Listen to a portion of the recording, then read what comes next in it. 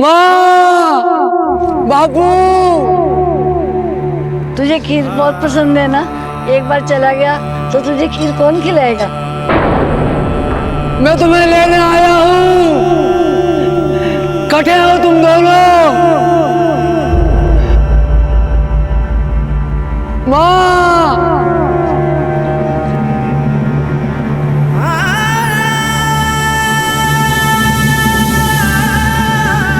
माँ, बापू, माँ।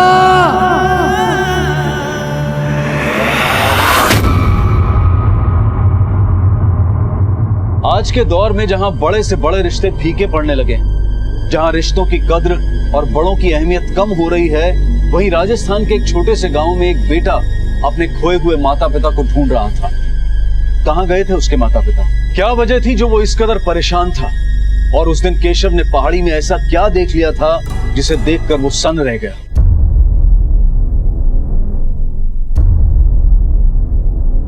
कौन से गांव से हैं आप लोग? सर हम भीनमाल से हैं। ये केशव है, इसके सारे परिवार वाले भीनमाल से ही हैं, पर अब इसके माँ बाप लापता हैं। लापता है?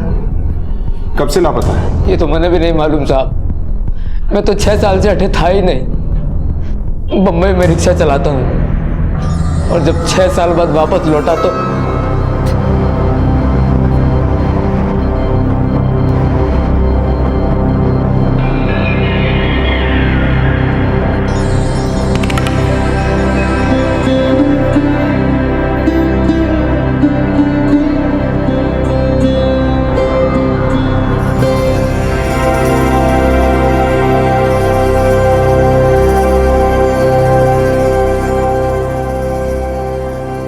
रेती मंगवाई थी, उसका क्या हुआ? कल आ जाएगा मैम।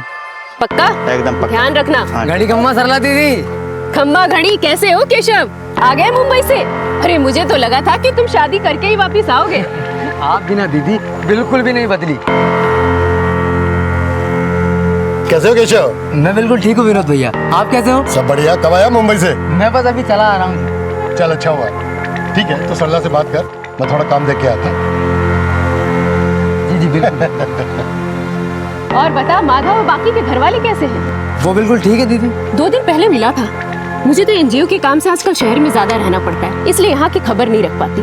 अब गांव में पानी जो लाना है तो शहर के चक्कर तो काटने ही पड़ेंगे ना। अरे दीदी, जितना आप इस गांव के लिए करती हो उतना आजकल कोई किसी के लिए नहीं करता। अभी के लिए मैं जाऊँ, फिर आता हूँ कभी फुर्सत में आपसे मिलने। ठीक है। अच्छा।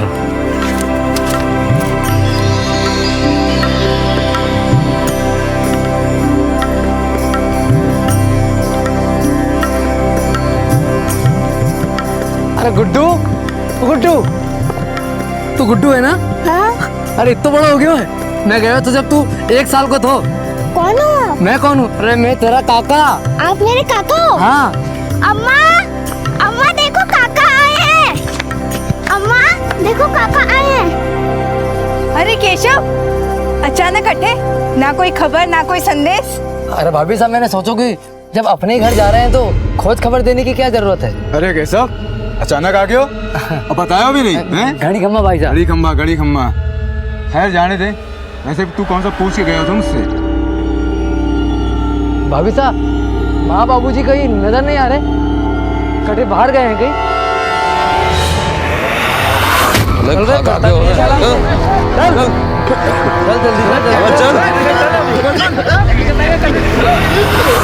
तूने बताया नहीं केशव ने? अरे माँ बाबू सब तीरथ पे गए हुए। तीरथ पे? हाँ। कब चले गए तीरथ पे और यूं अचानक? अरे अब नहीं जाएंगे तो कब जाएंगे? अरे मतलब क्या बोल के गए हैं? वापस आने को क्या विचार है? देख, उन्हें आने में काफी वक्त लग जाएगा। ये बता तू यहाँ कब तक है? मैं तो बस इसी महीने के लिए हूँ। क्यों? अरे कुछ नहीं, इसलिए पूछ रहा हूँ कि उनको आने में काफी वक्त लग जाएगा। थारे जाने के 20-25 दिन बाद ही आवेंगे वो लोग। अरे भाई साहब, पर आपने उन्हें ऐसे जाने ही क्यों दिया? इस उम्र में उनकी देखभाल कौन करेगा?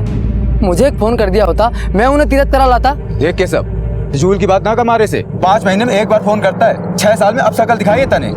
हर इसके उम्मीद रखूं है? और तुझे माँ बापू की इतनी चिंता होती ना तो तू यहाँ से कभी जाता ही नहीं। चल केशव, फटाफट हाथ मुंह धो ले, मैं तेरे लिए गर्मा गर्म बाजरा की रोटी और साग बनाऊंगी। चल भीतर आ फटाफट।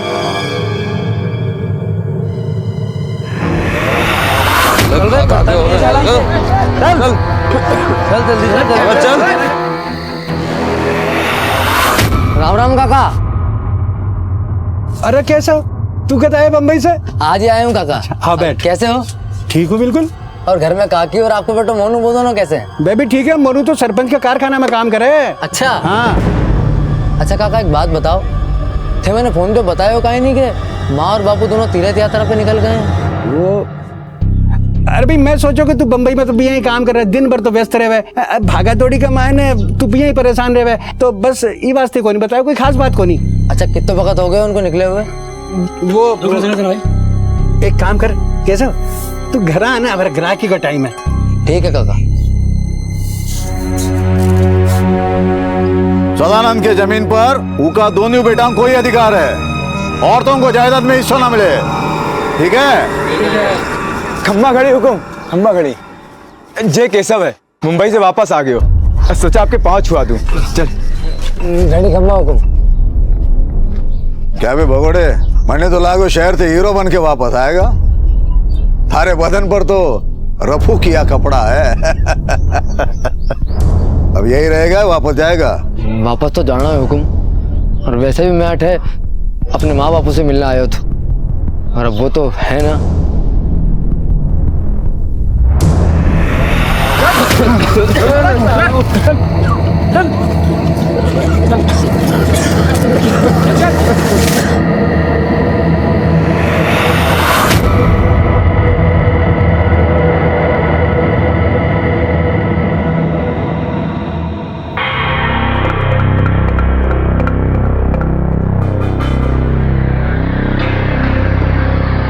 अच्छा मैं चलता हूँ, ठीक है? आ जा केशव, आ चल।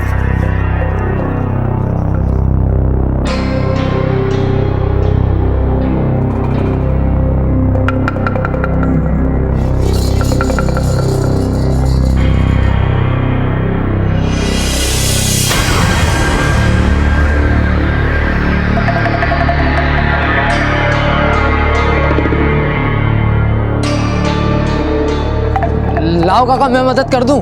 नहीं बेटा, अरे बराबर मैं कर लूंगा। अरे ला काका मैं हाथ लगा दूं इधर।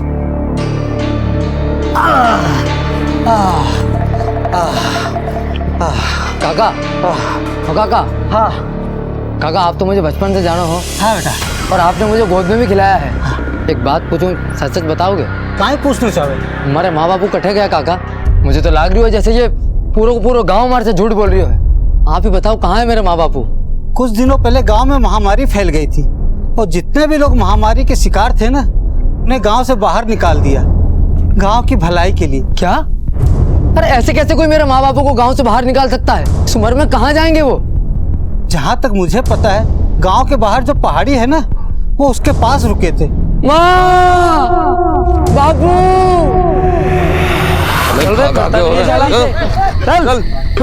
चल जल्दी चल। मैं तुम्हें लेने आया हूँ, कटे हो तुम दोनों। चल जल्दी।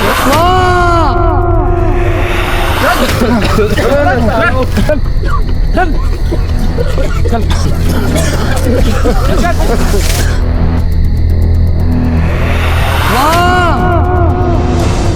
बापू, माँ।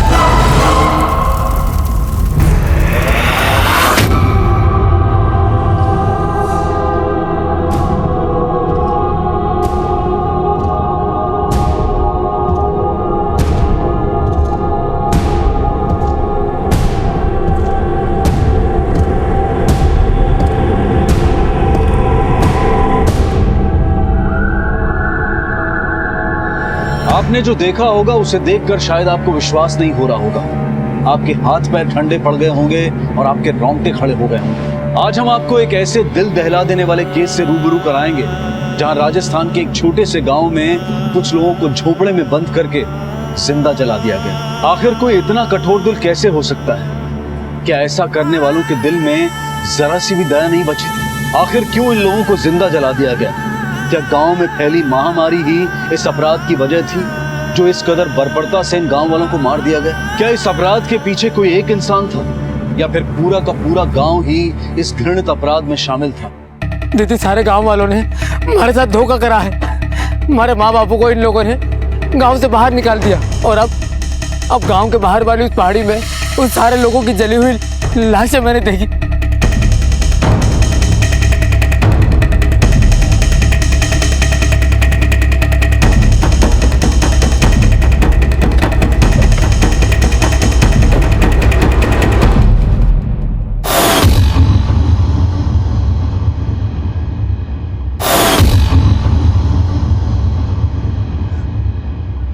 अभी तो यही थी, अचानक से कहाँ गायब हो गई? मैंने अपनी आंखों से देखा है विनोद भैया। केशव, पक्का तूने ठीक से तो देखा? यही थी सब लाशें? मैंने अपनी आंखों से देखा है विनोद भैया। माँ बापू और भी बहुत सारे जले हुए लोग थे यहाँ। झोपड़ा जला तो है, जरूर कोई बात है। मुझे लगता है पुलिस में खबर करनी चाहिए। सर, केशव का कहना है कि उसने वहाँ कई लाशें देखी, पर जब हम वहाँ गए तो वहाँ जले हुए झोपड़े के सिवा कुछ भी नहीं था। साहब, जीते जी मैंने मेरे माँ बापू से किसी ने मिलने नहीं दिया। और अब तुम जब उस जगह पे पहुंचे तो वहां लगभग कितनी लाशें थी? लगभग 10-11। सुंदर सर, फौरन इनके गांव चलते हैं और देखते हैं कि आखिर माजरा क्या है। सर, लेकिन इनका गांव यहाँ से 60-70 किलोमीटर दूर है। जगह चाहे कितनी भी दूर हो, कानून हर जगह होना चाहिए।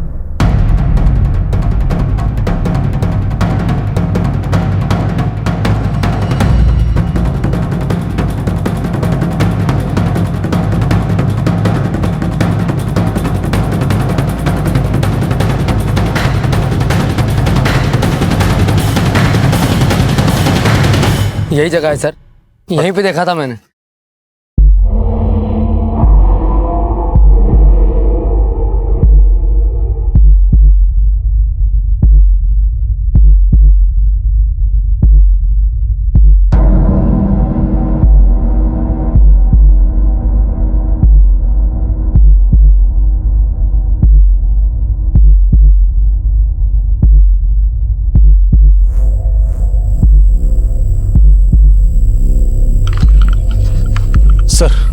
कुछ नहीं मिला है। सुंदर, हमें गांव के लोगों से पूछताछ करनी चाहिए, तभी हमें पता चलेगा कि आखिर मामला क्या है। इस गांव के 60-70 किलोमीटर के सराउंडिंग में कुछ भी नहीं। इसका मतलब बाकी के लोग भी इसी गांव के होंगे।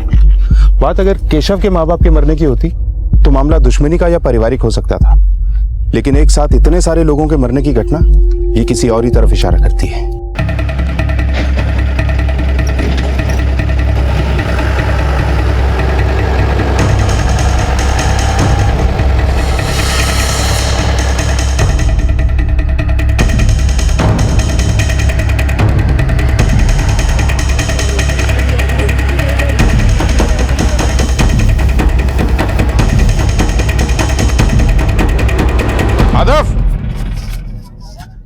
जी साहब।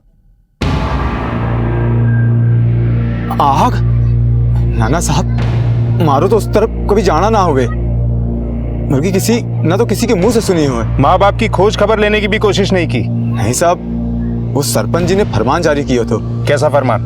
गांव के कुछ लोग अशुद्ध हो गए थे, सबको बीमारी हो गई थी, एक दूसरे को देख लेने से भी बीमारी फैल जाती थी, इसलिए गांव के सरपंच जी ने उन गांव वालों को गांव से बाहर निकालने का आदेश दे दिया और ये भी कहा साहब कि अगर उनसे कोई मिलेगा तो उनको गांव में घुसने नहीं दिया जाएगा। इसलिए साहब हम कभी उधर जाते भी ना थे। ये बात है दरोगा साहब। अरे आप करो हमारे गांव की तरफ कैसे? अब कुछ ठीक तो है ना? हम अक्सर वहीं दिखाई देते हैं सरपंच साहब जहाँ कुछ ठीक नहीं होता है। क्या बात कर रहे हो? आज तक तो आप लोग कभी इस गांव में आए नहीं थे पर सब कुछ ठीक ही चल रहा था। क्या? गांव के बाहर एक झोपड़े में केशव ने कुछ लोगों की जली हुई लाशें देखी थी। इससे पहले कि ये किसी को कुछ बताता, किसी ने उन लाशों को ठिकाने लगा दिया। और अभी अभी हमें ये पता लगा है कि कुछ दिनों पहले आपके हुक्म से कुछ लोगों को इस गांव से निकाल दिया गया था। हाँ, छुआछूत वाली बीमारी थी उनको, सारा गांव चपेट में आ रहा था उसके। देखिए, हम सरपंच है इस गांव के, गांव का भला और गांव वालों का स्वास्थ्य हमारी जिम्मेदारी, हमारी, इसीलिए हमने फरमान जारी किया था। हुक्म, वो पहाड़ी के पास तो अक्सर वो तांत्रिक ने देखे गए हो जो 2 साल पहले नरबली वाला मामला में जेल गए हो, और पहाड़ी के पास तो वो कोई घर है, कहीं ये सारे मामले में उसी का तो हाथ नहीं है? ये किस तांत्रिक की बात कर रहे हो तुम? सही बोल रहा है, पागल है वो आदमी। हमें तो लगता है कि ये सारा उसी का किया कराया है। जाइए उसे पकड़िए, इस गांव में आपको कुछ नहीं मिलेगा, उसके पीछे भागिए। तांत्रिक है, तंत्र मंत्र के लिए बलि तो चढ़े हैं।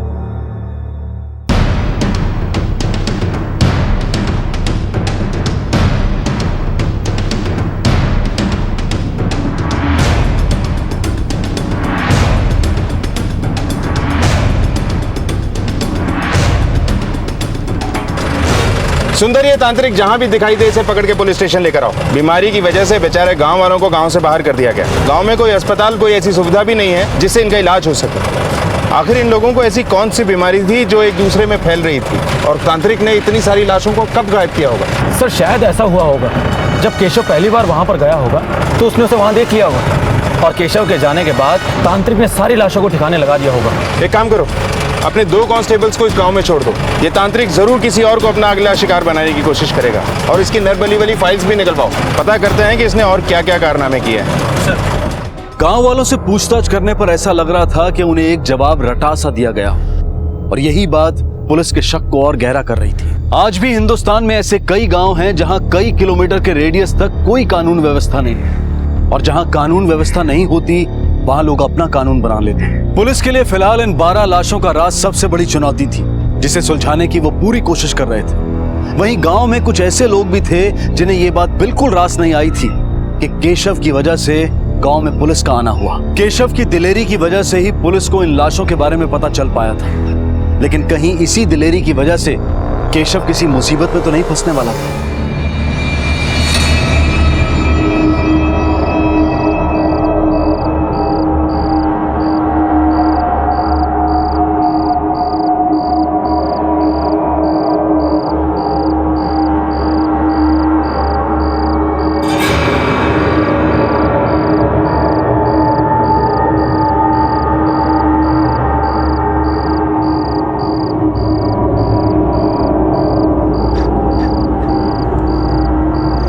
इकट्ठे होते दोनों।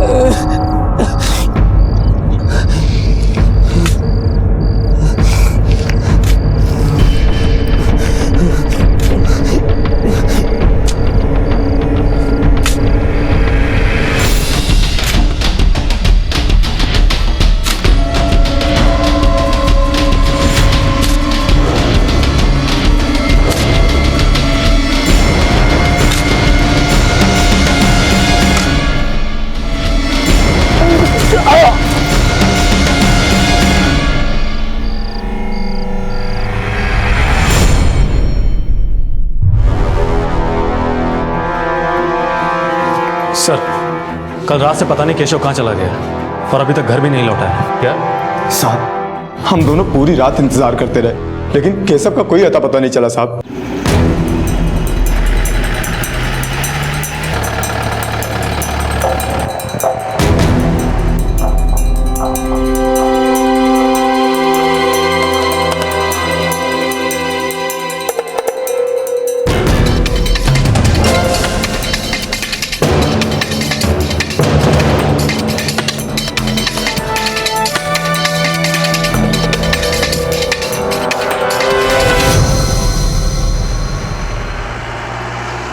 अरे रुको,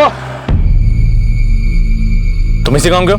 जी हुजूर। माधव के भाई केशव को पहचानते हो, जो भी मुंबई से आया है? जी हुजूर, केशव को तो मैं पहचानता हूँ। वो कल रात यहीं घूम रहा था, पर बड़ा परेशान सा लग रहा था हुजूर। किस तरफ गया था वो? हुजूर, वो इसी तरफ गया था। ठीक है, तुम जाओ।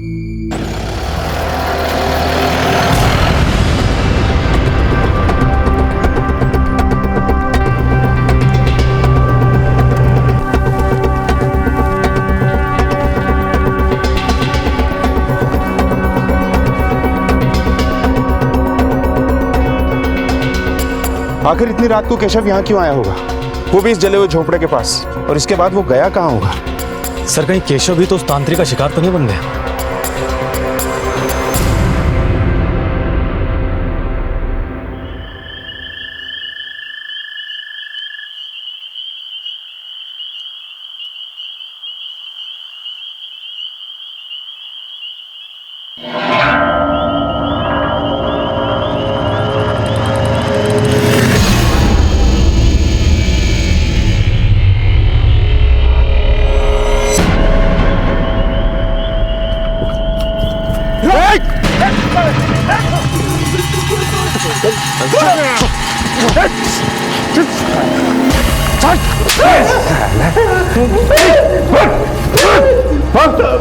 बोल, क्यों कर रहा है ये सब? क्यों नहीं सबकी जान? कहाँ है सबकी लाशें? बोल। क्या हुआ साहब, क्या बात है? अच्छा, तुझे पता ही नहीं क्या बात है? वो चाकू, उस पे लगा हुआ खून। बेटा तेरी सारी हिस्ट्री हमारे पास है। पिछले केसों से तू बच गया था, मगर इस केस से नहीं बचेगा। बोल बोल, क्यों मारा केशव को? साहब मैं क्यों किसी को मारूंगा, और आप किस केशव की बात कर रहे हो? तू इन सब मासूमों की बलि चढ़ा रहा था, और केशव वो है जिसकी बलि तूने कल चढ़ाई। बात को घुमा मत, जल्दी बता, बता मामला क्या है? साहब वो लड़का जो कल मिला था।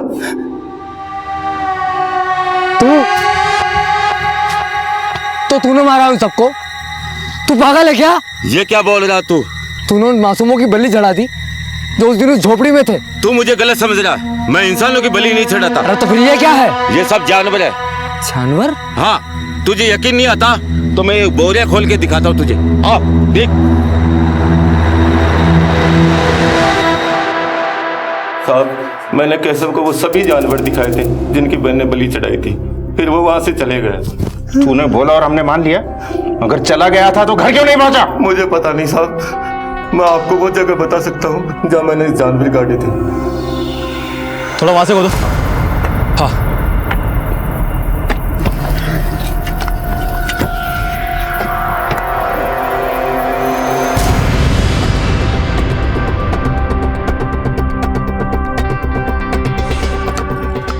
सर, यहाँ तो सारे जगहों से गड़े हुए जानवरों की लाशें मिली हैं। जानवर की लाश? वैसे उसके चाकू पे लगे खून की रिपोर्ट भी आ चुकी है। वो खून के निशान भी किसी जानवर के ही थे। सर अगर तांत्रिक ने कुछ नहीं किया तो फिर इसके पीछे कौन हो सकता है? और केशव कहाँ गया होगा? सुंदर, इसी सवाल की गुत्थी तो सुलझ नहीं रही है।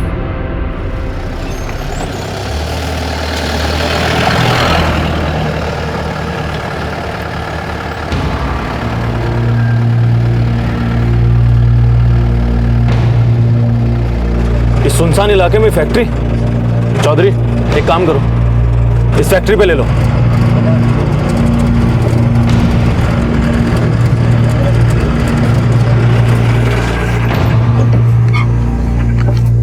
ए, दरवाजा खोल।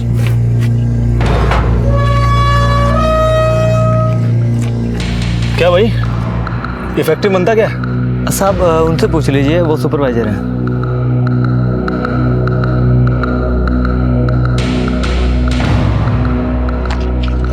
जी बोलिए। ये फैक्ट्री किसकी है? फैक्ट्री तो सरपंच जी की है। किस चीज की फैक्ट्री है? और इतनी बदबू क्या आ रही है? आपको जो कुछ ही पूछना है आप सरपंच जी से पूछ लीजिए।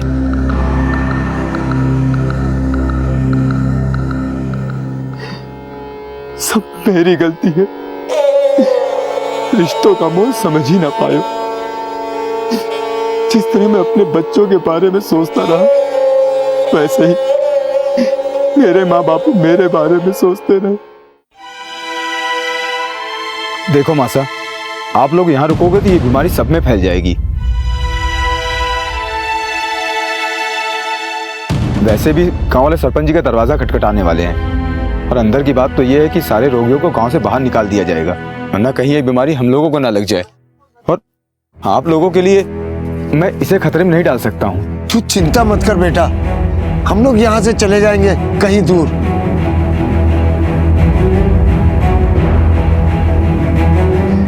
दीदी, केशव के लिए भी मैं ही जिम्मेदार हूँ। अगर मैंने उसका ध्यान रखा होता तो वो मेरे साथ होता।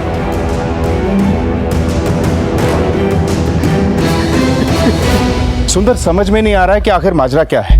पहले इतनी सारी जली हुई लाशें, फिर अचानक से सारी लाशें गायब, और अब वो केशव जिसने आकर हमें सब बताया था वो भी गायब है। सर गांव से भी कुछ खास पता नहीं चल पा रहा है, पर गांव की कुछ ही दूरी पर एक फैक्ट्री है जहां पर गांव के अधिकतर लोग काम करते हैं, और ये फैक्ट्री वहां के सरपंच की है। पर मैं जब उस फैक्ट्री में गया था तो वहां से बहुत बदबू आ रही थी।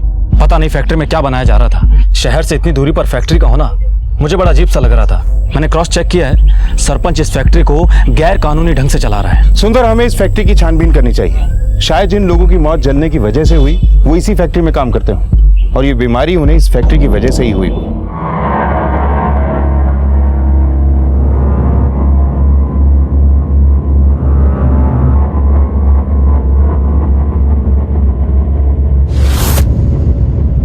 इसका पीछा करो।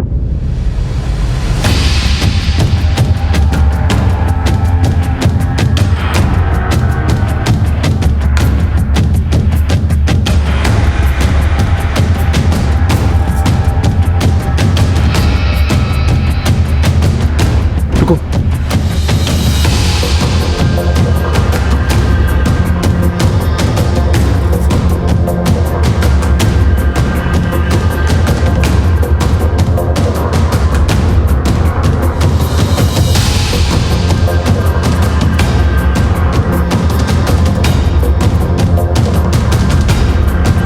देखो अच्छी तरह।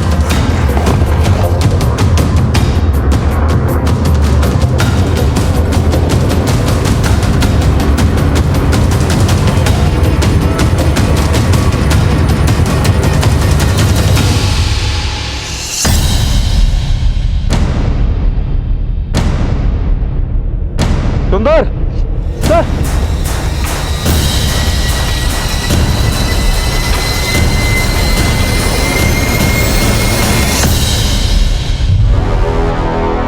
तुमने ये गैर कानूनी फैक्ट्री चलाकर बहुत बड़ा अपराध किया है। ताला लगेगा तुम्हारी किस्मत पर और इस फैक्ट्री पर। गांव के सभी लोग तुम्हारी फैक्ट्री में काम करते थे, जिनमें केशव के माँ बाप भी शामिल थे। जाहिर सी बात है, अगर गांव छोड़ देने के बाद भी उनका तुमसे लेना देना है तो उनकी मौत की वजह में भी सिर्फ तुम्हारा ही लेना देना होगा।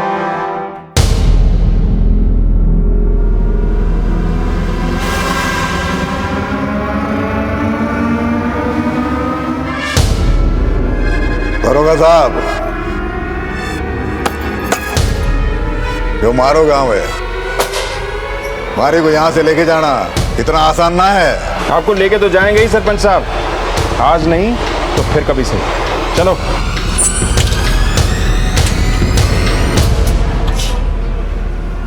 सुंदर, स्पेशल फोर्स के लिए एप्लीकेशन भेजो।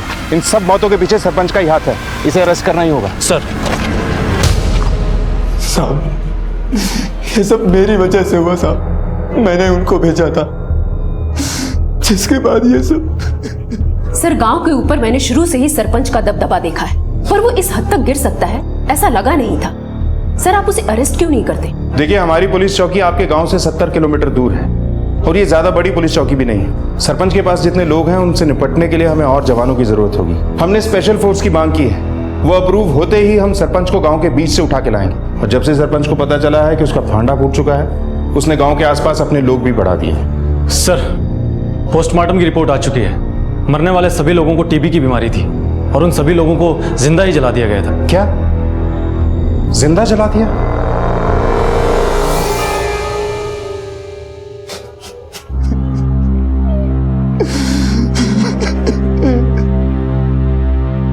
टीबी यानी ट्यूबरकुलोसिस, जिसे हिंदी में क्षय रोग भी कहते हैं। ये एक ऐसा रोग है जो एक इंसान से दूसरे इंसान में फैलता है। हिंदुस्तान में हर साल तकरीबन 12 लाख लोग टीबी से ग्रसित होते हैं, और उनमें से मरने वालों का आंकड़ा हर साल लगभग 2.5 लाख के भी ऊपर जा चुका है। ऐसा नहीं है कि इस रोग का इलाज संभव नहीं है। इस रोग का इलाज भारत सरकार द्वारा मुफ्त में किया जाता है, लेकिन कई पिछड़े हुए क्षेत्रों के लोग इस सुविधा का फायदा नहीं उठा पाते। वजह सिर्फ एक ही है, शिक्षा की कमी। पोस्टमार्टम की रिपोर्ट से खुलासा हुआ था कि जो 12 शव गांव से बरामद हुए थे, उन सभी को टीबी था, और उन्हें बड़ी ही निष्ठुरता से भूखे रखने के बाद जला दिया गया था। पुलिस की तहकीकात का रुख अब एक फैक्ट्री की तरफ मुड़ गया था, जहां माधव के माता पिता काम करते थे। उन्होंने तय कर लिया था कि वो उस फैक्ट्री में जाकर और जानकारी हासिल करेंगे, क्योंकि वो एक ऐसे क्लू की तलाश में थे जिससे इन निर्मम हत्याओं के राज से पर्दा उठ सके। सर क्या ये सरपंच इतना बड़ा नेक्सस अकेला हैंडल कर सकता है? मुझे तो ऐसा लगता है कि इसके साथ कोई तो जरूर है। ये सब तब पता लगेगा सुंदर जब सरपंच हमारे हाथ लगेगा। सर मेरे पास एक आइडिया है। आइडिया थोड़ा अजीब है पर फोर्स आने के अप्रूवल से पहले ट्राई कर सकते हैं।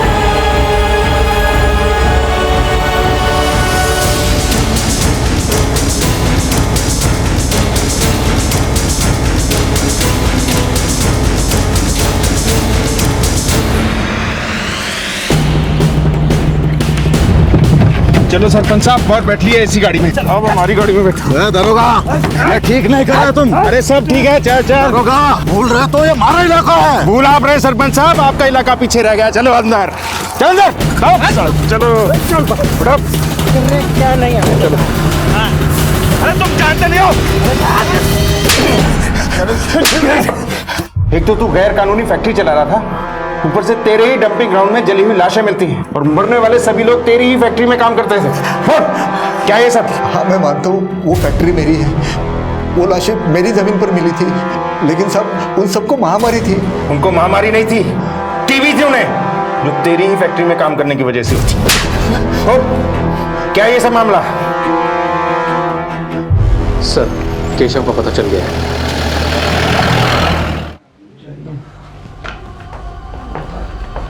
केशव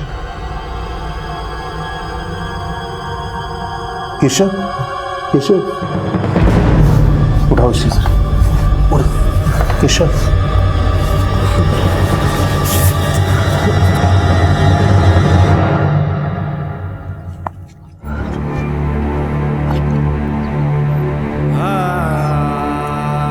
भाई साहब मैं तो यहाँ माँ बापू से मिलने आया था, एक अरसे के बाद उनका चेहरा देखने वाला था।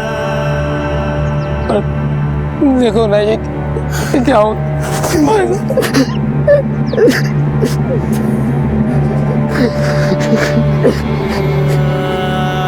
अब तक पुलिस के हाथ जितने भी सुराग लगे थे वो किसी भी ठोस नतीजे तक पहुंचने के लिए काफी नहीं थे, क्योंकि ये पूरा अपराध इतने योजनाबद्ध तरीके से हुआ था कि अपराध की जड़ और कारण दोनों से ही पुलिस अनजान थी।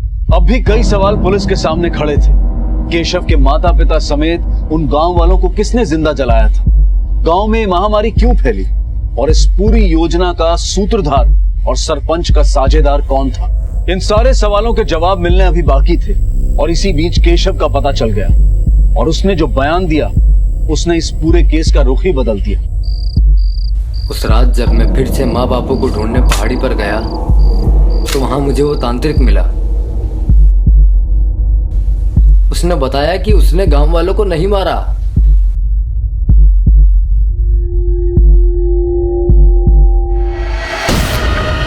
और यही बात जब मैं सरला दीदी को बताने गया तो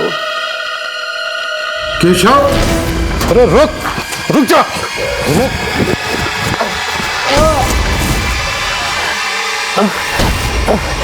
ये तो तुरुप का इक्का है विनोद, इसे तो संभाल कर जिंदा रखते हैं।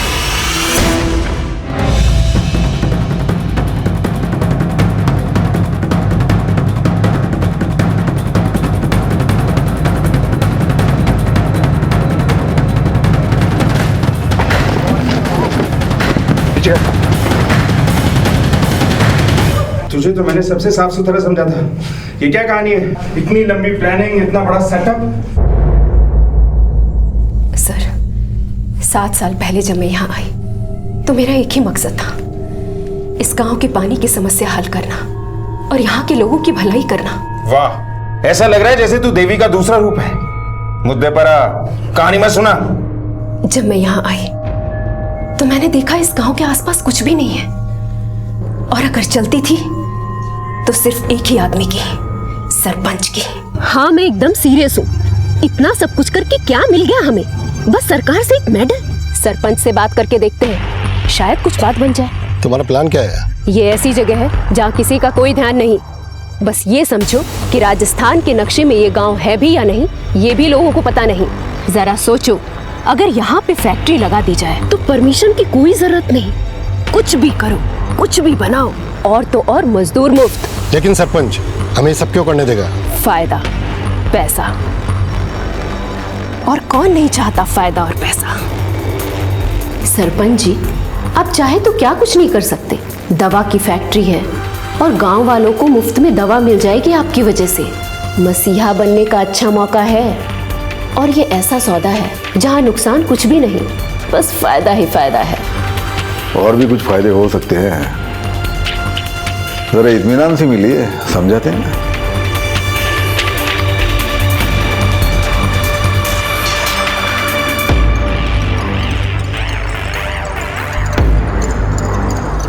तो कल से फैक्ट्री के काम में हाथ लगा दे सरपंच जी। बिल्कुल बिल्कुल।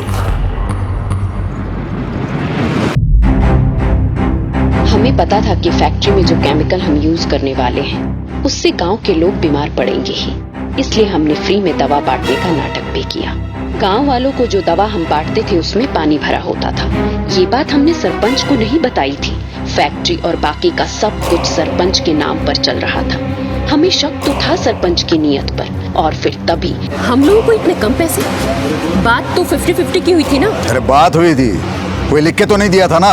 ये ठीक नहीं है। ठीक लगे तो कर, वरना तंबू बम्बू उखाड़ के गांव से बाहर फेंकवा दूंगा। मैंने सोच लिया था कि इस गांव से सरपंच को उखाड़ फेंकूंगी। फैक्ट्री में धीरे धीरे लोग बीमार पड़ने लगे।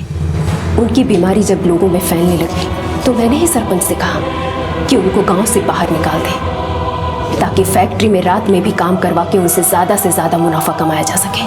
और फिर उस रात जब सरपंच ने बीमार गांव वालों को गांव से बाहर झोपड़ी में बंद कर दिया था, तो मैंने और विनोद ने मिलकर उन्हें जिंदा जला दिया। मेहनत हम करें और पैसे वो खा रहा था। अब देखती हूँ सरपंच को। झोपड़ा जलकर राख हो गया है और इन लाशों को उसकी जमीन पर फेंक कर आएंगे। उस दिन विनोद उन डेड बॉडीज को सरपंच की जमीन पर ठिकाने लगाने ही गया था कि वहां केशव आ गया। केशव के निकलते ही विनोद ने उन डेड बॉडीज को सरपंच के डंपिंग एरिया में डंप कर दिया, और केशव के आने से पहले ही विनोद वापस ऑफिस आ गया। हमने सोचा था इस मामले में सरपंच को फंसाकर पूरे गांव पर राज करेंगे, लेकिन सरपंच ने बड़ी चालाकी से सारे मामले को तांत्रिक की तरफ मोड़ दिया। केशव को क्यों गायब कर दिया था तुम लोगों ने? और कौन से लाशें उठ के बोलेंगी कि हमने उन्हें जलाया है? और रही बात सरपंच की, तो कानून को सबूत चाहिए जो वो दे नहीं सकता। केशव, अरे रुक जा।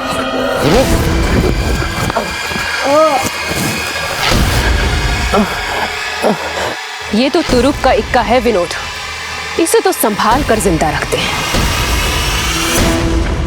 जरा से पैसों के लालच में तुम लोगों ने इतना बड़ा षड्यंत्र रचा, इतने सारे मासूम लोगों को बेरहमी से जिंदा जला दिया। इंसानियत को भी शर्म आएगी तुम लोगों पर। कोर्ट से मिलने वाली मौत की सजा बहुत कम है तुम लोगों के जुर्म के सामने।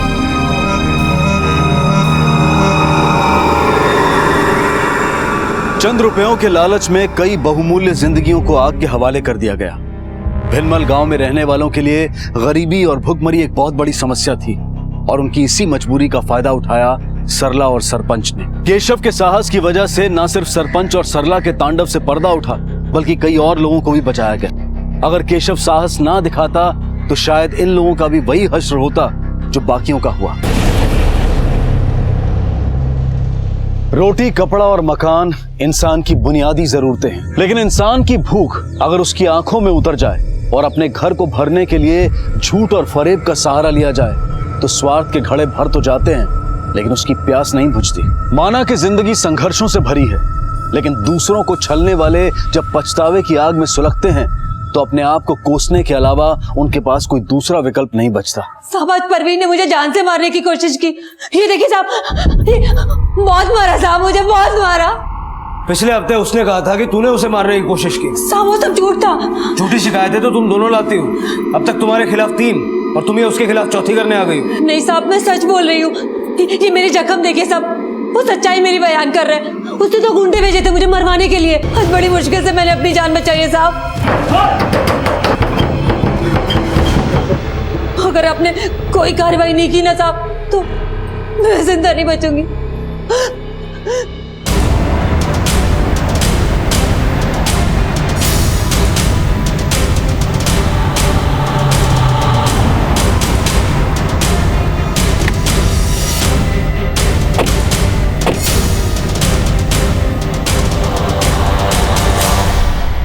तुमने मरियम को मरवाने के लिए गुंडे भेजे थे? नहीं साहब, वो मरियम झूठ बोल रही है। लेकिन उसने तो बोला कि तुम्हारे भेजे गुंडों ने तुम्हारे नाम से उसको धमकाया, जान से मारने की कोशिश भी की।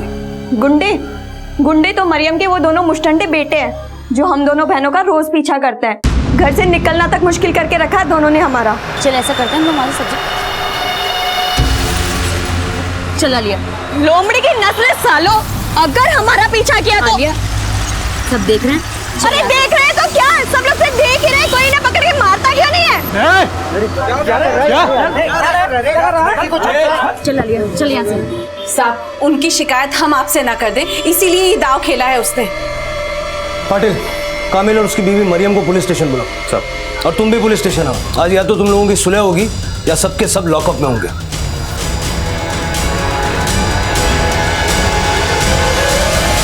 साहब मैं जो साहब ना मैं क्या मैं मत कर। इन सब का मुखिया है तू। अगर अपना कुनबा संभालने का बूता नहीं है तो 2 शादियां क्यों की? मुझे नहीं पता था कि ये रश्मि शौक मेरी इज्जत तार तार कर देगा। ईमान की कसम खाता हूँ साहब कि मेरे अंदर इंसान है। तो क्या हम जानवर हैं? हाँ, और अपनी इस लोमड़ी को संभाल ले। हाँ, अरे लोमड़ी होगी तू। अगर तेरे अंगूर खट्टे निकले इसका मतलब ये नहीं है तू किसी और की मिठास छीनेगी। अरे छीना तो तूने है हमारा सुकून। तेरे वो बेगैरत लौंडे सरेआम मेरी लड़कियों का दामन खींचते हैं। तू और तेरी लौंडियों ने ना अगर अपने बुरके संभाले होते तो संभालने वाला मैं मुंह नोच लूंगी। बस, आखिरी वार्निंग दे रहा हूं। आज के बाद अगर तेरी बीवियां, बेटियां या बेटे कोई भी झूठी शिकायत लेकर यहां आया और हमारा टाइम बर्बाद किया तो उनसे तो मैं बाद में निपटूंगा। पहले मैं तुम्हारी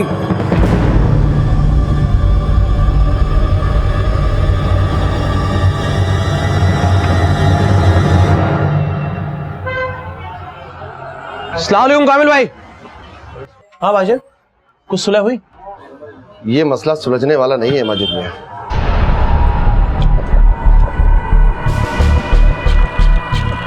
दोनों ही सुलग रही हैं। लगता है मुझे अब कुछ दूसरा ही तोड़ निकालना पड़ेगा। तोड़ तो निकालना ही पड़ेगा, वरना तुम्हारा दिलफेक बाप उस घर को उन्हीं के नाम कर देगा।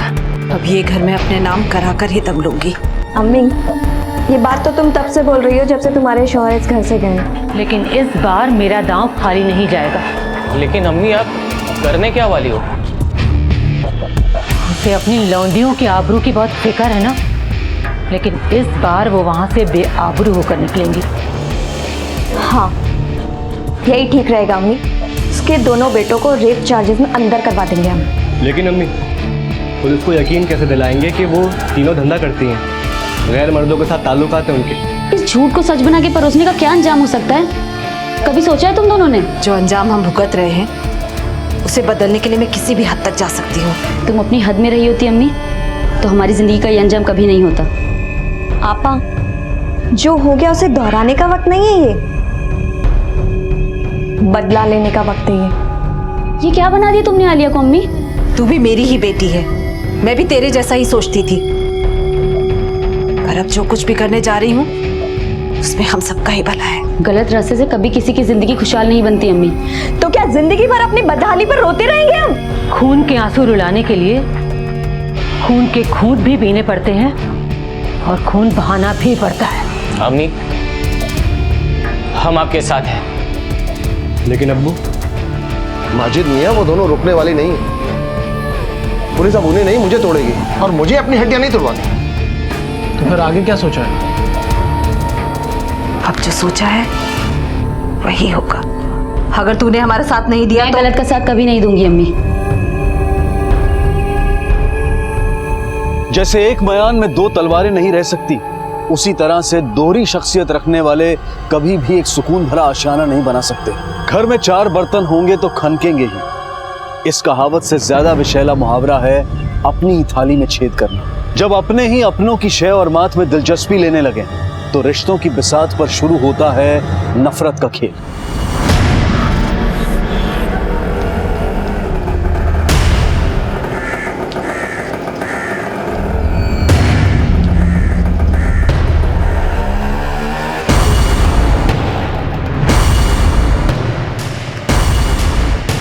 भाई साहब, वो रिक्शा के पीछे चलना।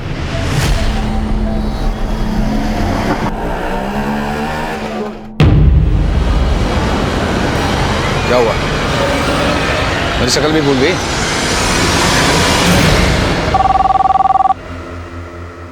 हेलो,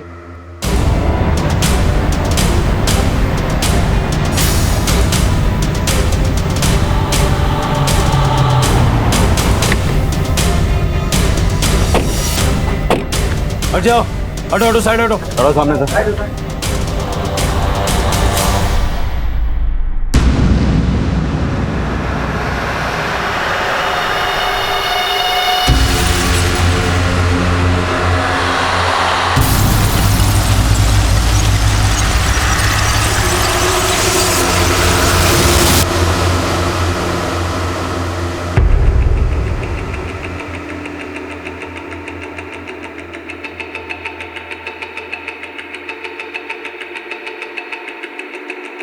सर, दोनों के गले पे काला नीला मार्क है, शायद गला घोंट के मारा गया। बॉडीज को पोस्टमार्टम के लिए भेजो।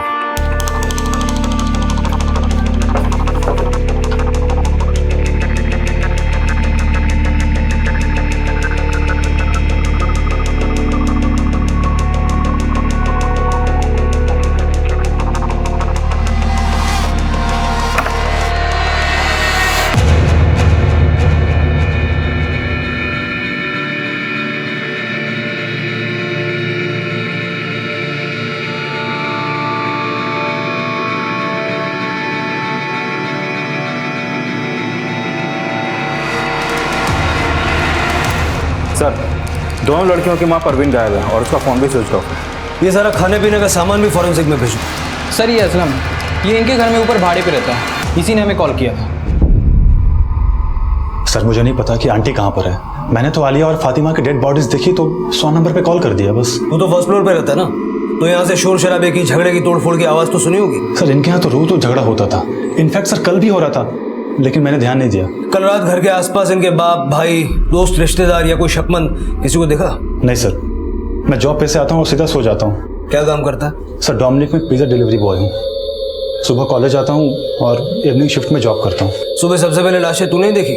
हाँ सर, मैं सुबह रेंट देने के लिए आया था तो देखा कि इनका दरवाज़ा खुला था। और कब से किराए पे रह रहा है? तकरीबन 1 साल से।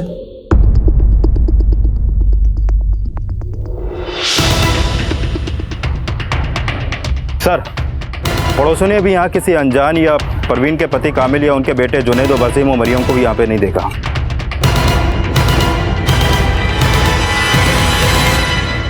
लेकिन ये कांड मरियम और उसके दोनों बेटों का ही किया धरा है। सबको लेके आओ, और उस परवीन के पति कामिल को भी। सर, 2 बिल्लियों की लड़ाई में रोटी बंदर खा जाता है। इस कहानी का ये सबक हम सब ने बचपन में पढ़ा होगा, लेकिन जानवरों का तर्क देकर इंसान को समझाना हमेशा कारगर सिद्ध नहीं होता, क्योंकि कुछ इंसानों की प्रवृत्ति जानवरों से भी बदतर होती है। और आलिया और फातिमा की हत्या ऐसी ही पशुता का प्रमाण था। लेकिन उनकी हत्या में किसका क्या फायदा और कैसा मकसद छुपा था, और उनकी मां परवीन इस वक्त कहां थी? इन सवालों के जवाबों की तलाश में पुलिस का परिचय इन मां बेटियों की जिंदगी के ऐसे पहलुओं से होना था जो इस केस को 4 साल पीछे ले जाने वाला था। आलिया और फातिमा तुम्हारी सगी बेटियां नहीं थी? वो परवीन के पहले शौहर सादिक की बेटियां थी। ये सादिक कौन? सादिक हमारे होटल पे सब्जी सप्लाई करता था। परवीन कभी कभी पैसे लेने आती थी, तभी से हमारी बोलचाल है।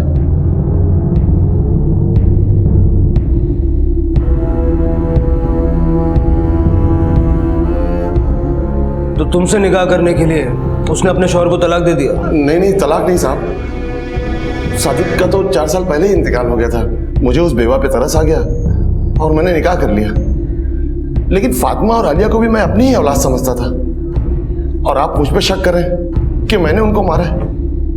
परवीन अब कहाँ है? मैं भी उसकी गुमशुदगी से हैरान हूं साहब। हमें हैरान करके कोई फायदा नहीं है साहब। इन हत्याओं की जो असली जड़ है उसे ढूंढिए। तू कहना चाहती है परवीन ने अपनी बेटियों को मार दिया? अरे साहब, वो औरत नहीं थी, दल्ली थी, दल्ली। अपनी बेटियों से धंधा करवाती थी। ये भी तुम्हारे पिछले आरोपों की तरह झूठ है। बल्कि सच ये है कि अपनी माँ के कहने पर तुम दोनों ने मिलकर आलिया और फातिमा का मर्डर किया। नहीं साहब, हमने नहीं मारा उन्हें। हम सच बोल रहे हैं। हमने अपनी आंखों से आलिया को कई बार अलग अलग कस्टमर के साथ देखा है।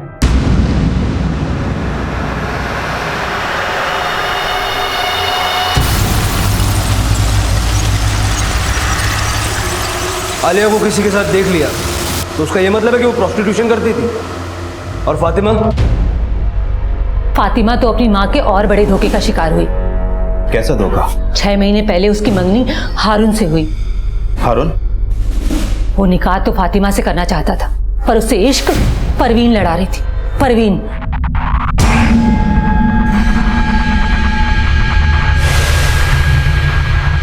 फातिमा को इन दोनों के रिश्ते की सच्चाई पता चल गई, इसीलिए उसने हारून से रिश्ता तोड़ दिया।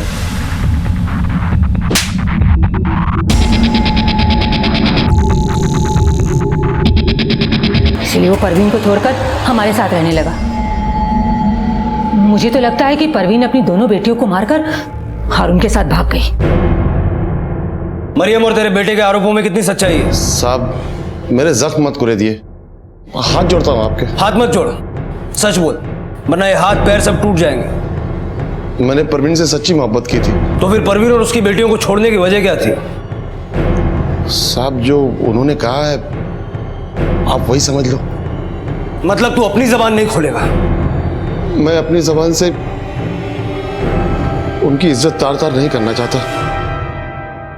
इनका भरोसा नहीं किया जा सकता। परवीन, आलिया और फातिमा के साथ साथ इनकी कॉल डिटेल्स भी निकलवाओ और पता लगाओ ये हारून कौन है। सर, मैंने आलिया और फातिमा के मोबाइल चेक किए, दोनों फोन से। कल रात 9 बजे से 12 बजे के बीच परवीन के नंबर पर बहुत कॉल हुई, लेकिन परवीन ने उनका कॉल रिसीव नहीं किया। इसका मतलब उनका मर्डर रात 12 बजे के बाद हुआ। सर एक बात और, फातिमा के मोबाइल स्क्रीन पे उसकी फोटो एक लड़के के साथ है, ये देखिए। पाटिल, कहीं यही हारून तो नहीं? मरियम ने जो सिक्का उछाला उसके एक तरफ परवीन तो दूसरी तरफ हारून का जिक्र आया। इनके नाजायज रिश्ते को आलिया और फातिमा की हत्या की वजह बताया गया। साथ ही साथ आलिया और फातिमा के चरित्र पर भी सवालिया निशान खड़े किए गए। जब आग लगाने वाले राख को कुरेदने की बात करते हैं तो लगता यही है कि झूठ को शीशे में उतारा जा रहा है, लेकिन कभी कभी सच के पैमानों में भी झूठ के जाम भरे होते हैं। सर, परवीन के कॉल रिकॉर्ड के मुताबिक उसकी हत्या से पहले शाम 5:30 बजे दहीसर के एक पीसीओ से उसे कॉल आया, जिसके बाद वो शाम 6:30 बजे वहां पर पहुंची। और सर उसी रात 1 बजे तक उसका फोन वहां पर एक्टिव रहा और उसके बाद बंद हो गया। उस रात कामिल, मरियम और उसके दोनों बेटों के फोन की लोकेशन कहाँ थी?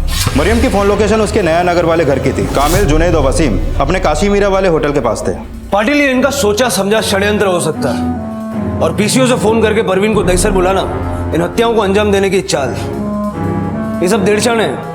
फोन लोकेशंस को लेकर के इनको शक के दायरे के बाहर रखना ठीक नहीं होगा। लेकिन सर, आलिया और फातिमा के मोबाइल से रात 9 से 12 बजे के बीच में जो कॉल हुए थे ये भी एक साजिश हो सकती। अब ये तो पोस्टमार्टम रिपोर्ट के बाद ही पता चलेगा ना कि ये सारे कॉल्स उनके मरने से पहले हुए या मरने के बाद। वैसे इन माँ बेटियों की सबसे ज्यादा बात किससे होती थी? सर, आलिया के मोबाइल से उसके कॉलेज के जिशान नाम के लड़के को कॉल ज्यादा होते थे, और फातिमा के मोबाइल से हारून को। इस जिशान को भी बुलाओ। और ये हारून कब आ रहा है?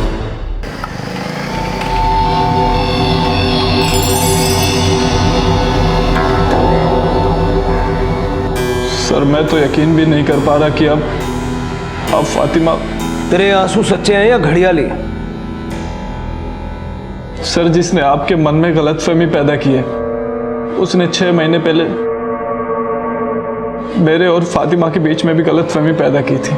तो तेरे और परवीन के बीच कोई रिश्ता नहीं था? सर, वो मेरी माँ थी। मतलब उसे भी मार दिया? सर, मैं क्यों मारूंगा? और वैसे भी जब ये सब कुछ हुआ तो मैं मुंबई में भी नहीं था। तेरे फोन की लोकेशन तो मुंबई से बाहर की थी, लेकिन ऐसा भी तो हो सकता है कि तू यहीं हो और तेरा फोन कोई पुणे लेकर गया हो। परवीन की बॉडी ठिकाने लगा दी या परवीन ने तेरे साथ अपना ठिकाना बदल लिया? सर आप गलत कह रहे हैं। तो तू बोलना सही क्या है? ऐसा क्या जादू किया रे तूने फातिमा पर, जो 6 महीने पहले तुझे परवीन के साथ हम बिस्तर देखने के बाद भी पिछले 1 महीने से वो तेरे टच में थी, तेरे साथ सेल्फीज, प्यार मोहब्बत वाले मैसेजेस हैं? सर 6 महीने पहले फातिमा ने मुझे नहीं बल्कि मैंने फातिमा को छोड़ा था, क्योंकि सर मरियम ने यह कहकर मेरे कान भरे थे कि फातिमा कैरेक्टरलेस थी। मैं सच कह रही हूँ, फातिमा का कई लड़कों के साथ चक्कर है। उसकी माँ और बहन ना किसी से कम नहीं है। लेकिन आप तो उनकी बड़ी माँ है ना। मैं उन्हें कुछ नहीं मानती और तुझे इसलिए आगाह करने आई हूँ कि कल को तुझे बलि का बकरा बना के कहीं पैसे ना ऐंठ ले। लेकिन सर 1 महीने पहले मरियम और उनके दोनों बेटे जुनैद और वसीम की सच्चाई मेरे सामने आ गई। अगर हमारा पीछा किया तो आलिया, सब देख रहे हैं? अरे देख रहे हैं तो क्या, सब लोग सिर्फ देख ही रहे हैं, कोई इन्हें पकड़ के मारता क्यों नहीं है?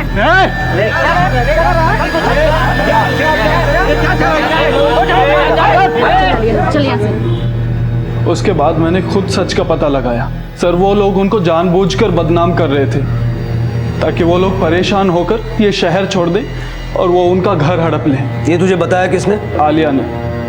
और फातिमा तो इतनी स्वाभिमानी थी कि वो अपनी अम्मी और बहन को कहती थी कि उनको जो कुछ भी चाहिए वो दे दो। सर फातिमा बहुत अच्छी लड़की थी।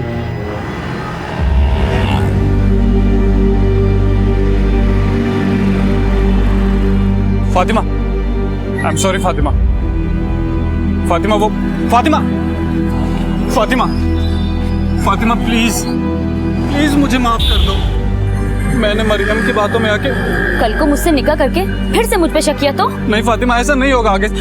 फातिमा ये सब तमाशा मत करो। फातिमा प्लीज मुझे एक मौका दे दो, एक मौका बस। मैं जिंदगी भर तुम्हें शिकायत का मौका नहीं दूंगा। सर फातिमा बहुत अच्छी लड़की थी, मैंने उसे गलत समझा, उसके बाद भी उसने मुझे माफ कर दिया। सर 7 अगस्त की रात 12 बजे के आसपास आलिया और फातिमा की हत्या हुई। गला घोंट के मारा गया, लेकिन हत्या से पहले उन्हें बेहोशी की दवा दी गई जो उनके घर से बरामद हुई फिश करी में मौजूद थी। पटेल, इसका मतलब है कि किसी ने पर्पसली उनको फिश करी खिला के बेहोश किया और फिर उनके फोन से परवीन को कॉल्स किया। हो सकता है उसका मकसद परवीन को घर बुलाना रहा होगा, लेकिन परवीन नहीं आई और आलिया और फातिमा को होश आ गया। या फिर यह भी हो सकता है कि यह हारून और परवीन की साजिश हो। शायद परवीन ने ही आलिया और फातिमा को बेहोश किया और घर से निकली, अपना फोन दहीसर में किसी के पास छोड़ा और वापस आई, फिर अपने ही बेटियों के फोन से खुद के नंबर पर कॉल्स किया। उनकी ये प्लानिंग पिछले 1 महीने से चल रही थी। वो खुद ही फातिमा के मोबाइल से हारून को कॉल्स और मैसेजेस कर रही थी ताकि जब हारून अपना बयान दे तो हारून पे भी शक ना जाए।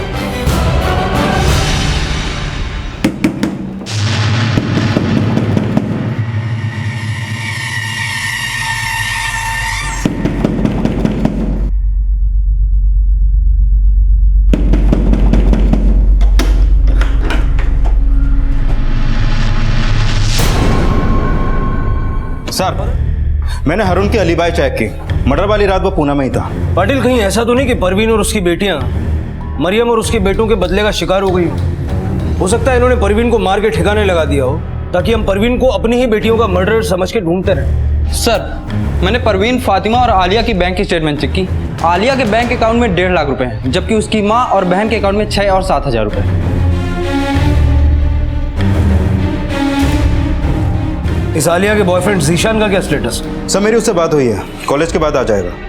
सर आलिया मेरी अच्छी दोस्त थी, हम एक ही कॉलेज में पढ़ते थे, इसलिए अक्सर हमारी बातें हुआ करती थी। तेरा अफेयर था उससे? जी सर। आलिया तुझसे उधार भी मांगती थी क्या? नहीं सर, लेकिन आप ये सब। आखिरी बार कब मिले थे उससे? सर 7 या 8 अगस्त को। 8 को नहीं, 7 को, क्योंकि उस रात उसका मर्डर हो गया। लेकिन सर मैं शाम को थोड़े टाइम के लिए मिलने गया था उससे। चलता हूँ यार। नहीं, डिनर करके जाना, आज फिश करी का प्रोग्राम है। तू बना रही है? नहीं मैं नहीं, कोई और आ रहा है। कौन? मेरा बॉयफ्रेंड। मतलब मेरे अलावा कोई और भी है? बहुत है सर, मुझे नहीं पता आलिया की जिंदगी में और कौन कौन था। कोई भी हिंट जो उससे कभी मिला हो, उसे छेड़ता हो।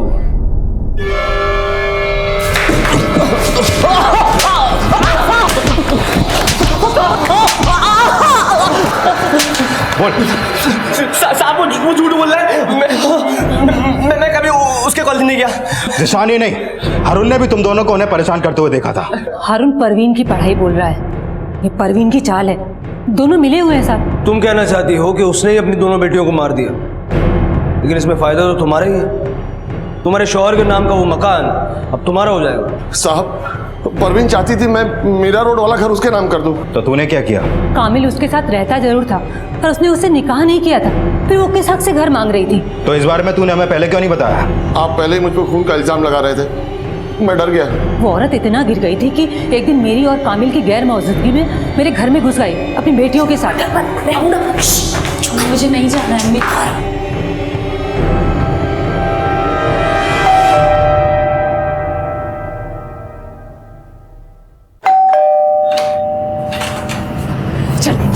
अरे ये क्या हो रहा है? मेरे खाना चुप हट अरे ये क्या कर रहे?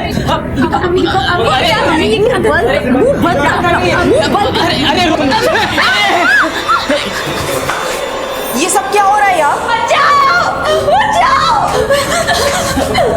खाला, हमने कुछ नहीं किया, ये लोग जबरदस्ती घर में। ना बेटा, मैंने सब देख लिया। क्या देखा? इन लड़कों ने मेरी लड़कियों के साथ। चुप, झूठ मत बोलना। साहब, वो तो जीनत की वजह से हमारी इज्जत बच गई, वरना तो वो औरत हमारे बेटों को बदनाम करने की सोच कर आई थी। हाँ, ये सच है। मरियम और उसके बेटे कभी किसी का कत्ल नहीं कर सकते। और जिस रात कत्ल हुआ उस रात मरियम मेरे साथ मेरे घर पे ही थी। साहब, उस रात मेरा पार्टनर कामिल और उसके दोनों बच्चे यहीं थे। उसके बाद हम सब साथ में घर गए। सब मरियम और उसके बेटों ने यह भी बोला था कि परवीन अपनी बेटियों से धंधा करवाती थी, फिर उनको मारने के बाद अपने आशिक के साथ भाग जाने का मोटिव। हो सकता है कि मरियम के बेटों को बदनाम करने की चाल नाकामयाब होने के बाद फातिमा ने उसका विरोध किया हो, आलिया ने भी उसका साथ दिया। तो इस थियरी के हिसाब से परवीन का मोटिव समझने के लिए हमें परवीन के कैरेक्टर को समझना होगा। पता लगाओ कामिल की जिंदगी में आने से पहले परवीन का अपने स्वर्गीय पति सादिक के साथ रिश्ता कैसा था, और साथ साथ ये भी पता लगाने की कोशिश करो कि हत्या से पहले पीसीओ से किसने परवीन के मोबाइल पे फोन किया था। सर,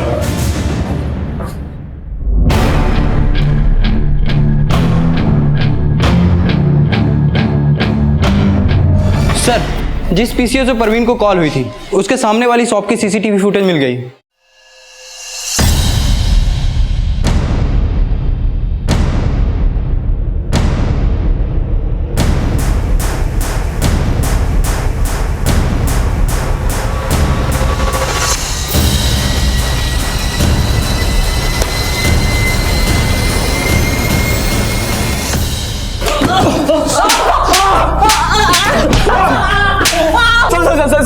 साहब, बताता हूँ साहब, मैंने उसे कॉल किया था, पर साहब हमने मारा नहीं। कॉल किस लिए किया था?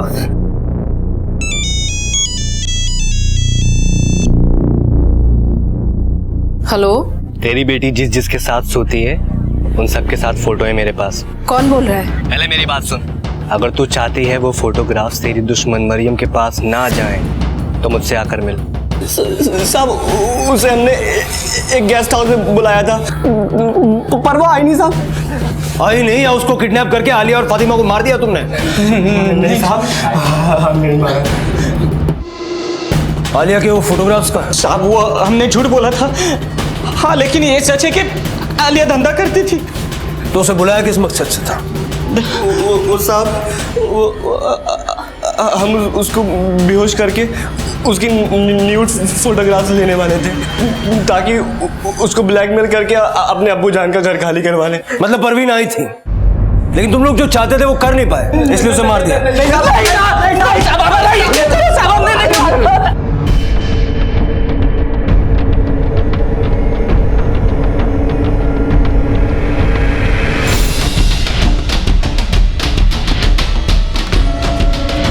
सर, जिस गेस्ट हाउस में जुनैद ने परवीन को बुलाया था वहां जुनैद और वसीम ने रूम तो लिया था, लेकिन गेस्ट हाउस के स्टाफ ने वहां परवीन को नहीं देखा, और वो दोनों भी रात 9 बजे वहां से चेकआउट करके चले गए।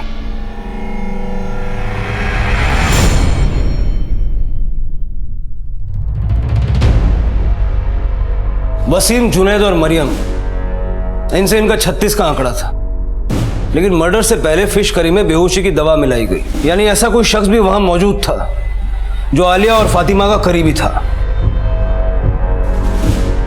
सर, ये लोग बार बार ये भी दावा कर रहे हैं कि आलिया प्रोस्टिट्यूशन में थी। उसके अकाउंट में इतना पैसा होना, कहीं सर इस मर्डर में उसके किसी कस्टमर का तो हाथ नहीं? वसीम और जुनैद ने आलिया को जिस जिस गेस्ट हाउस के बाहर देखा है, वहां पता करो वो किन किन से मिलती थी। पुलिस एक तरफ ये पता लगाने की कोशिश कर रही थी कि आखिरकार आलिया के बैंक अकाउंट में इतना पैसा होने का असल राज क्या था, और साथ साथ आलिया से जुड़े रहस्यों का भी खुलासा हो गया।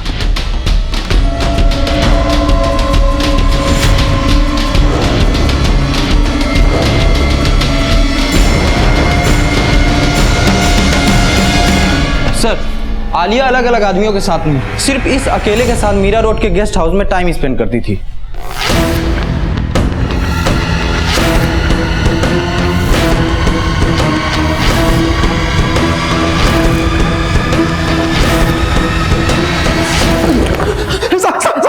बता दो साहब, आलिया मुझे 6 महीने से बेवकूफ बना रही थी साहब। वो कामिल से मिलने आती थी, मैं उसकी खूबसूरती देख के फिसल गया था। मुझे लगा कि मैं भी उसे पटा सकता हूं। फिर मैं धीरे धीरे उस पर चांस मारना शुरू कर दिया।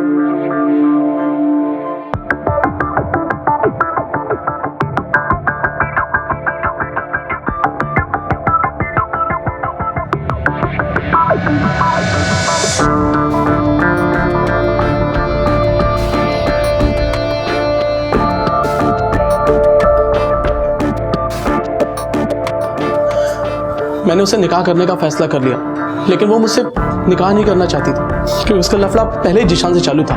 इसलिए तेरी जल गई और तूने उसे मार दिया। नहीं, मैंने उसे नहीं मारा। उस रात तो सामने होटल में ही था। लेकिन जिस रात उसका मर्डर हुआ, तूने उसे अपना स्पेशल फिश करी भिजवाया था।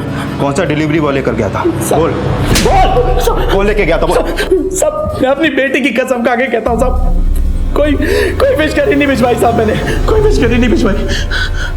पुलिस इस केस के हर एंगल को इन्वेस्टिगेट कर रही थी और परवीन की तलाश में उसका अतीत भी खंगाला जा रहा था, जिसके लिए पुलिस उसके पहले पति के घर भी पहुंची।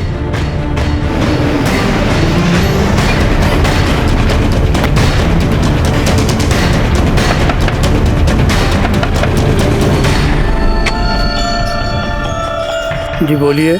जी, हमें सादिक और उसकी बीबी परवीन के बारे में कुछ बात करनी है आपसे।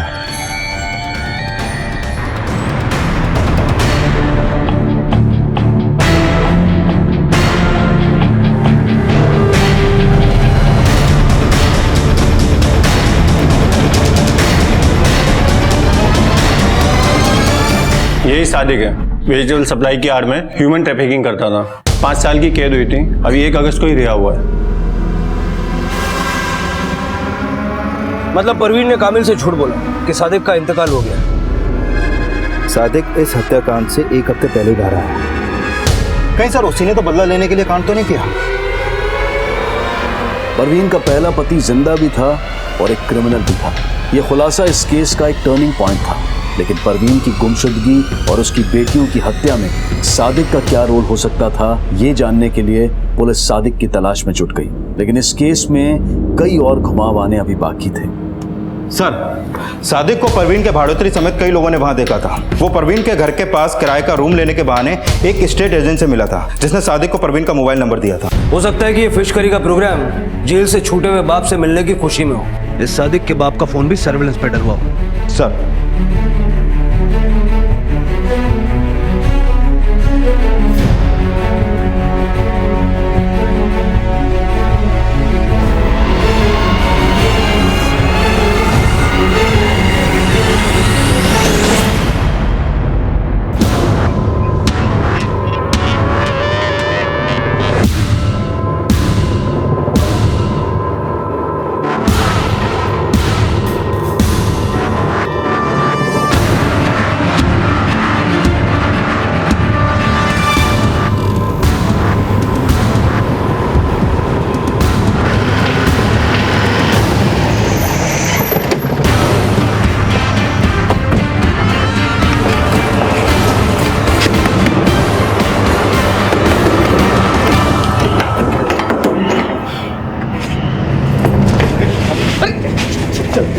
अंदर देखो कौन है।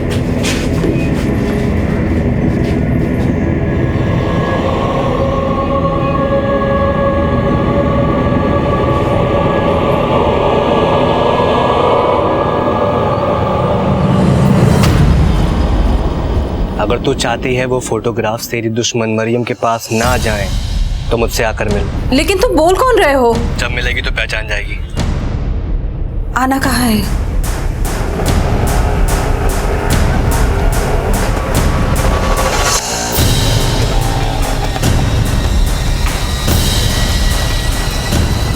भाई साहब, वो रिक्शा के पीछे चलना। मैंने उसका पीछा किया साहब, और जैसे वो रिक्शा से उतरी, वो मेरे सामने आ गया। क्या हुआ? मेरी शक्ल भी भूल गई? मुझे लगा कि सादिक ने ही मुझे फोन करके वहां बुलाया है। साहब, मैंने सिर्फ उसका पीछा किया, मैं किसी जुनैद को नहीं जानता। बस मैं अपनी बेटियों के सामने उसे नहीं मिलना चाहता था, इसलिए। उसने मुझे धमकाया और अपने साथ ले गया। बैठो। साहब, उस औरत ने मुझे धोखा दिया। मुझे कैद क्या हो गई? ये कहने लगी कि मैं मर गया और वो कामिल के साथ रहने लगी। तुमने कामिल से झूठ क्यों बोला कि सादिक मर चुका था? बोलो। साहब, उस औरत ने मेरे जज्बात से खेला। मैं उसे सबक सिखाना चाहता था, और मुझे पता है वो कामिल को भी उसने पागल बनाया होगा पैसे हड़पने के लिए। ये सच नहीं है। मैं मानती हूँ कि मैंने कामिल से झूठ बोला, पर मैं उससे सच्ची मोहब्बत करती थी साहब। लेकिन तूने उसे ही नहीं, अपनी बेटियों को भी धोखा दिया। फातिमा के होने वाले शौहर के साथ तेरा रिश्ता था। पैसों के लिए अपनी बेटियों की इज्जत नीलाम करती थी, धंधा करवाती थी उनसे। ये झूठ है साहब, ये झूठ है। तो फिर कामिल ने तुझे छोड़ा क्यों? कामिल ने मुझे नहीं छोड़ा साहब, बल्कि मैंने खुद उसको अपनी जिंदगी से दूर कर दिया। उसने मेरे जज्बात से खेला, निकाह तक नहीं किया मुझसे, क्योंकि उसकी नियत मेरी बेटियों पर थी।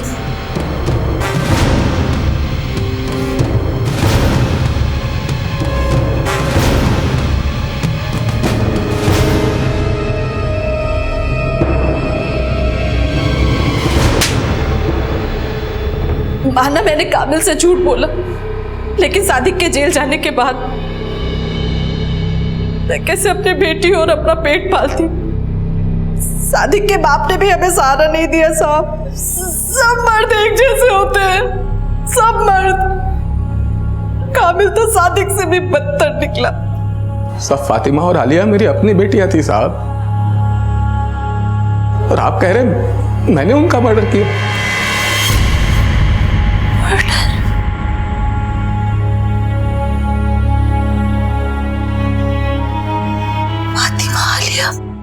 हाँ, उनका मर्डर हुआ है। मारने से पहले उन्हें बेहोश किया गया। जो फिश करी उन्होंने खाई थी उसमें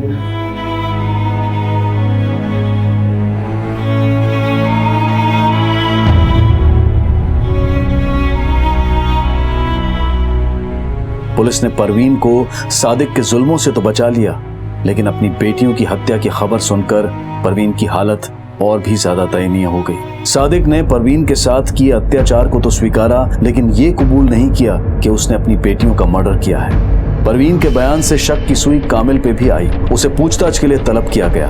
साहब, आलिया ने मुझ पर झूठा इल्जाम लगाया था। मैं उसे अपनी बेटी मानता था। अच्छा? मेरा यकीन करो साहब, उसने मुझे रेप के इस इल्जाम में फंसाकर परवीन की नजर में गिरा दिया, और फिर पुलिस कंप्लेंट की धमकी देकर मुझसे 1 लाख रुपए ऐंठ लिए।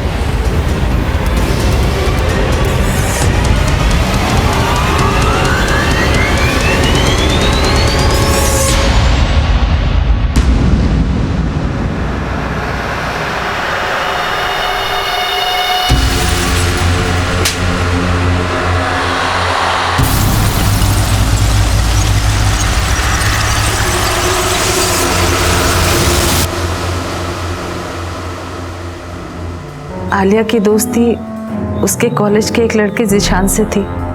वो उसी से मिलने जाया करती थी। लेकिन आलिया माजिद से भी मिल रही थी। माजिद तो उसको अपनी दूसरी बीवी बनाने की सोच रहा था। ये बिल्कुल झूठ है साहब। अच्छा ये बताओ, उस रात जब तुम घर से निकली थी तो अपनी बेटियों के लिए फिश करी बना के निकली थी? Fish curry? नहीं तो हाँ, हमारा प्लान था उस रात फिश करी खाने का। हम हर संडे फिश करी खाया करते थे। अम्मी, इसकी जैसी फिश करी और कोई नहीं बना सकता। सच में बहुत टेस्टी फिश करी बनाते हो तुम।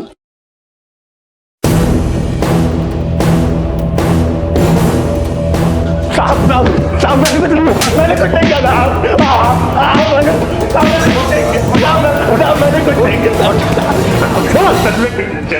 सर सर मैंने सिर्फ फिश करी बनाई थी, मैंने मर्डर नहीं किया साहब। सर मेरा यकीन कीजिए, मैंने वाकई कुछ नहीं किया सर।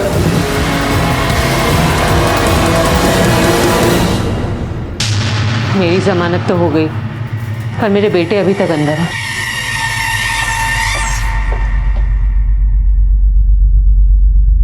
ये कल ही जमानत पे रिहा हुई है और आज आप फिर से, आपा को कितनी बार अंदर बाहर कराओगे आप लोग?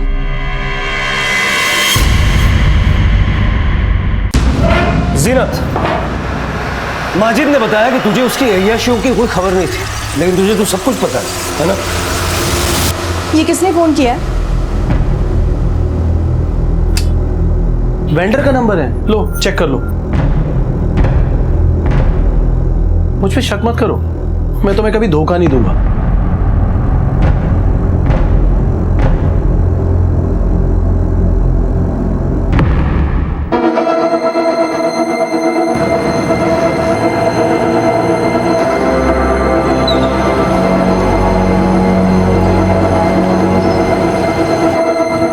सिर्फ 20,000?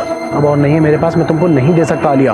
देने तो पड़ेंगे माजिद, वरना मैं तुम्हें मॉलेस्टेशन के चार्ज में अंदर करवा दूंगी। आलिया माजिद को ब्लैकमेल कर रही थी और माजिद ये बात मुझसे छुपा रहा था।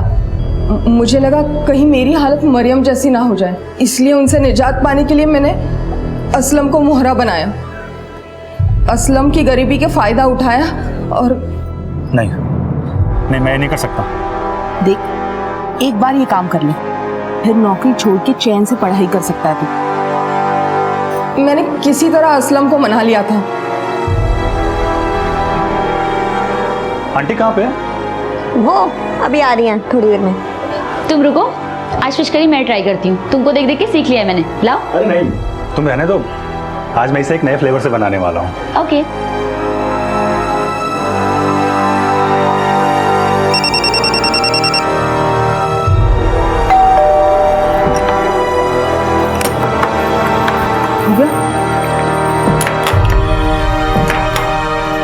इनकी माँ कहाँ है? अरे मुझे नहीं मालूम। अगर वो जिंदा रही तो तेरी फिश करी वाली चाल पकड़ी जाएगी। मैं क्या करूं, वो आई नहीं। इन लोगों ने फिश खा ली। एक काम कर, परवीन को फोन लगा, कब तक आ रही पूछ, और जैसे ही वो आएगी ना उसको भी समझ गया ना। हाँ। और ये अपने फोन से नहीं, उनके फोन से लगा।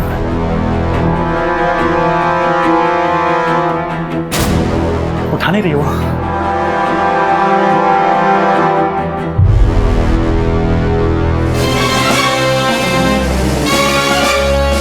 बस अब यहाँ रुकना ठीक नहीं है। देखो, तुमको जिससे बदला लेना था वो मर गई है। चलो निकलो यहाँ से।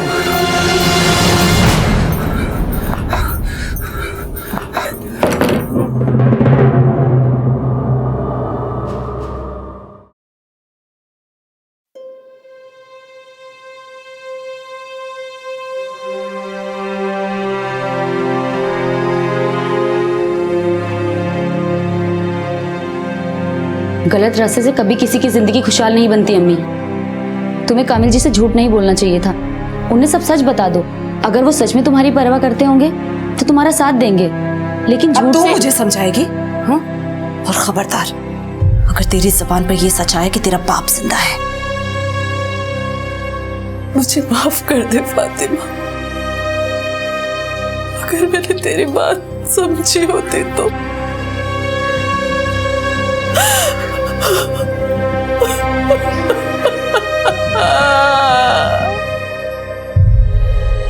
परवीन ने अपनी मुश्किलों का समाधान झूठ से करना चाहा और शायद इसीलिए आलिया को भी ये राह आसान लगी। जैसे गेहूं के साथ घुन भी पिस जाता है, उसी तरह से फातिमा भी अपने करीबियों के अवगुणों का शिकार हो गई और परवीन अपने आप को कोस कर भी अब इस कड़वी हकीकत को बदल नहीं सकती। जिंदगी के उतार चढ़ाव से हम सभी गुजरते हैं, लेकिन ऊंचाइयों पर पहुंचने के लिए चाहे हमें संघर्ष के पहाड़ ही क्यों न चढ़ने पड़े, लेकिन झूठ और फरेब के शॉर्टकट्स हम कभी ना अपनाएं। इसी विचार के साथ मैं अनूप सोनी अब आप सबसे विदा लेता हूं। फिर मुलाकात होगी अगले एपिसोड में जुर्म की एक और कहानी के साथ। तब तक अपना और अपने परिवार का ख्याल रखें और देखते रहें क्राइम पेट्रोल डायल 100। सबक एक को सीख हम सबको। जय। क्राइम पेट्रोल के और भी दिलचस्प कहानी देखने के लिए हमारे चैनल को सब्सक्राइब करें और बेल आइकॉन दबाना न भूलें।